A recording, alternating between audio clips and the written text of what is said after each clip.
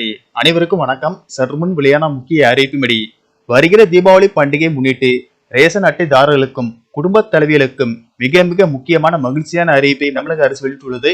இதுல என்னென்ன அறிவிப்புகள் வெளியாகியுள்ளன என்பதை பற்றி விரிவாக நம்ம வீடியோல பார்க்க போறோம். வீடியோ கடைசி வரைக்கும் முழுமையாக பாருங்க. வீடியோக்குள்ள போறதுக்கு முன்னாடி இந்த வீடியோக்கு ஒரு லைக் பட்டனை பிரஸ் பண்ணிக்கோங்க. வாங்க வீடியோக்குள்ள போகலாம். ரேஷன் கார்டு என்பது ஒரு அடையாள ஆவணம் ஆகும். இதன் மூலம் ஏழை குடும்பங்களுக்கு அரிசி, பருப்பு, கோதுமை, சர்க்கரை, எண்ணெய் போன்ற உணவுகள் குறைந்த விலையில் அரசு வழங்குகிறது. ரேஷன் கார்டு உள்ள குடும்பங்களுக்கு பல்வேறு நலத்திட்டங்களையும் அரசு வழங்குகிறது.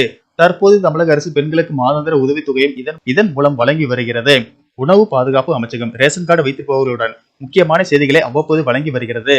அதன்படி தீபாவளி பண்டிகை முன்னிட்டு முக்கிய அறிவிப்பை வெளியிட்டுள்ளது. தமிழக அரசின் தீபாவளி பரிசு. தமிழக அரசு பொதுமக்களை மகிழ்ச்சிப்படுத்தும் விதமாக தற்போது முக்கிய முடிவு ஒன்றை எடுத்துள்ளது. பண்டிகை காலத்தில் மக்கள் எவ்வித தடையுமின்றி தேவையான அத்தியாவசிய பொருட்களை பெறுவதை உறுதி செய்யும் வகையில் ரேஷன் பொருட்களை வரும் அக்டோபர் 10ஆம் தேதிக்குள் ஒரே கட்டமாக வழங்க உத்தரவு பிறப்பித்துள்ளது. தமிழகத்தில் குறிப்பாக தீபாவளி பண்டிகை காலத்தில் பச்சரிசி மற்றும் பாமாயிலின் தேவை அதிகரிக்கும் என்பதாலும் இந்த பண்டிகை சிறப்பாக கொண்டாட மக்கள் தங்கள் சொந்த ஊருக்கு செல்வதாலும் அவர்கள் முன்கூட்டிய பொருட்களை பெற்றுக் கொள்ளும் வசதியை ஏற்படுத்தி தருவதே அரசின் முக்கிய நோக்கமாகும். இந்த தீர்மானத்தின் விளைவாக தமிழ்நாடு நுகர்வோர் பொருட்கள் வர்த்தக கழகம் தங்கள் கிடங்குகளில் இருந்து 100% ரேஷன் பொருட்களையும் விரைவாக விநியோகம் செய்யும் பணியில் தீவிரமாக ஈடுபட்டுள்ளது.